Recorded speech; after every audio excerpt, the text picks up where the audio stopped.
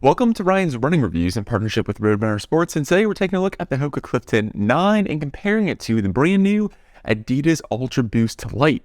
What's wrong with that?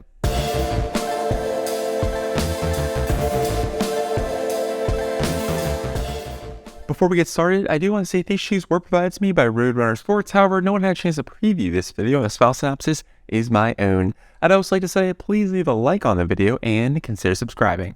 Here we go. Now, both shoes we're taking a look at today are neutral daily trainers. The Clifton is incredibly popular with runners. A lot of people like it for walking and casual wear as well.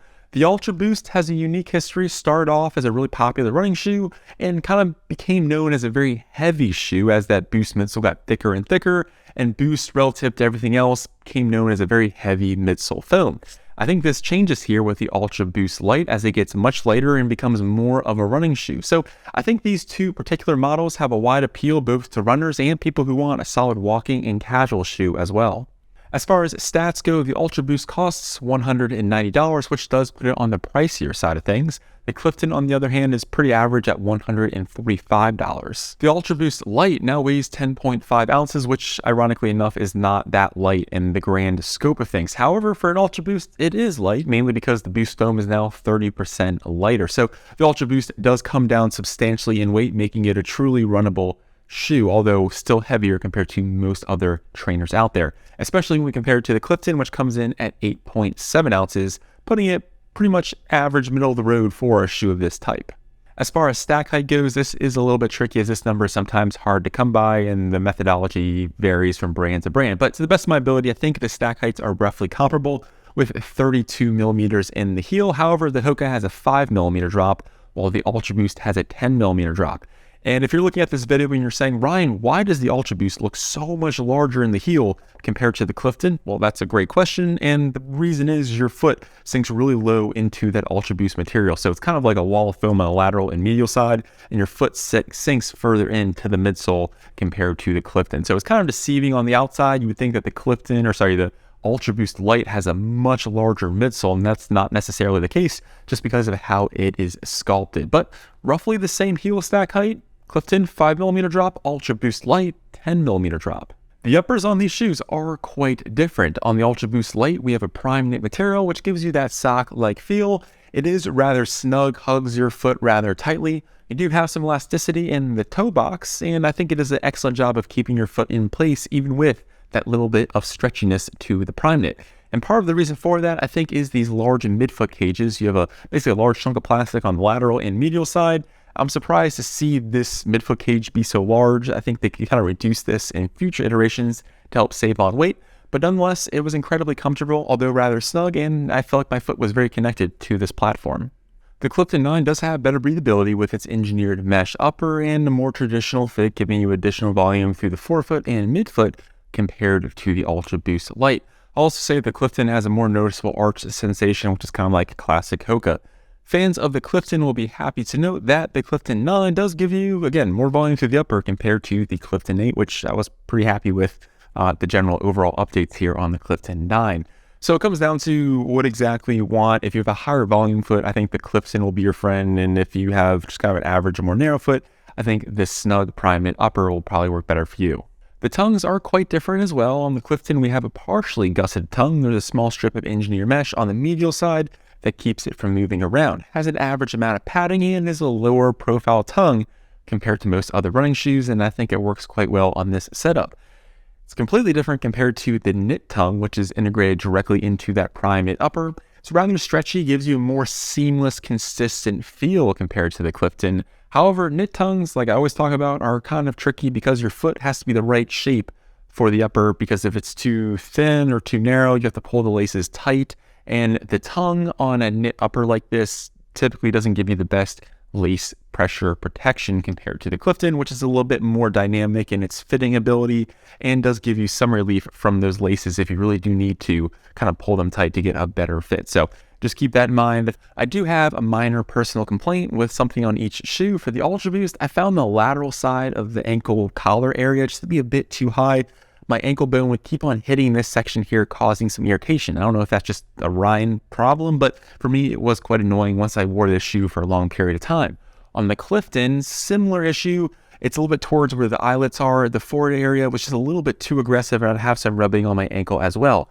Once I was able to position the tongue in place, that sensation went away, but you do have to take some time to make sure that the tongue is in the right position so you don't feel the top part of the lacing system. So some minor tweaks with the lacing system and just overall ankle collar area on both of these shoes, but those are my personal experiences. I'm not sure if everyone will have that, but I just wanted to let you guys know. Moving on to the outsoles, the Ultraboost Lite has full-length Continental tire rubber coverage, which is actually surprising to see how much rubber is on the shoe because, again, it's Ultraboost Lite, and you think they'd try to remove some of the rubber to help save on weight, and that is not the case here. I think in future iterations, we'll see rubber reductions and maybe some less plastic throughout the upper, but that's for a future video.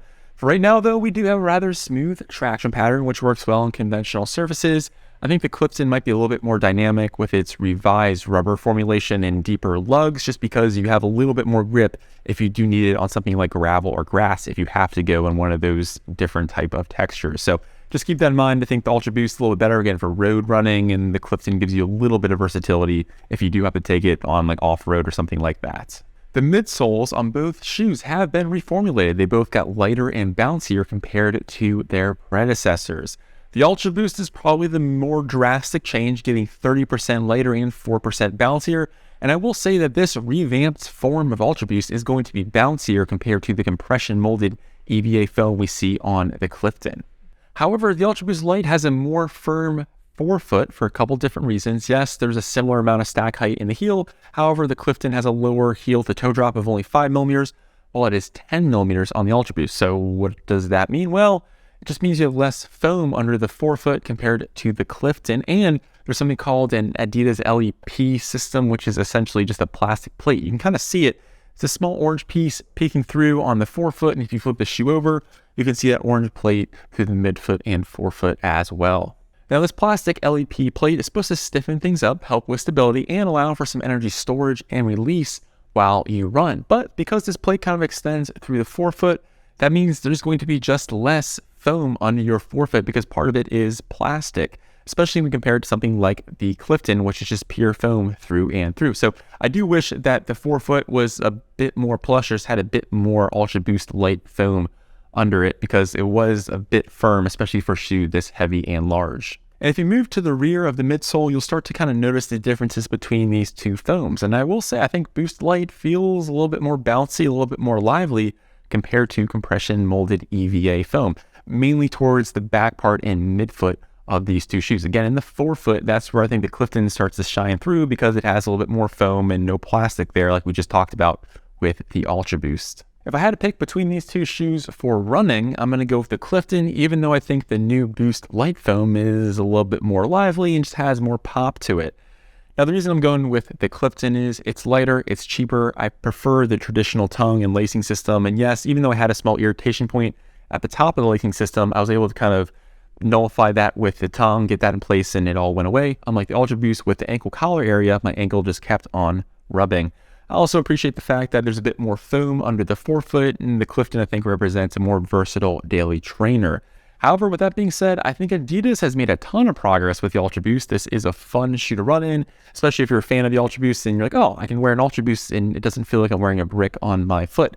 The new foam, I think, is a huge step in the right direction, and I'm excited to see if they can kind of reduce some of the weight, kind of take off some of the plastic, maybe change out the upper, have like a performance Ultraboost shoe on top of the one they already have, because I think as far as a lifestyle shoe goes, the Ultraboost looks cooler and just has just an awesome silhouette to it. So it'd be kind of interesting to see if they could have a performance Ultraboost, maybe engineered mesh upper, reduce some of the plastic, change the ankle collar area, reduce some of the rubber, and I think that would go a long way. But I'm happy to see that they have some new cool materials, especially with this Boost Lite. But again, at the end of the day, with the current setup, I'm probably going with the Clifton for running.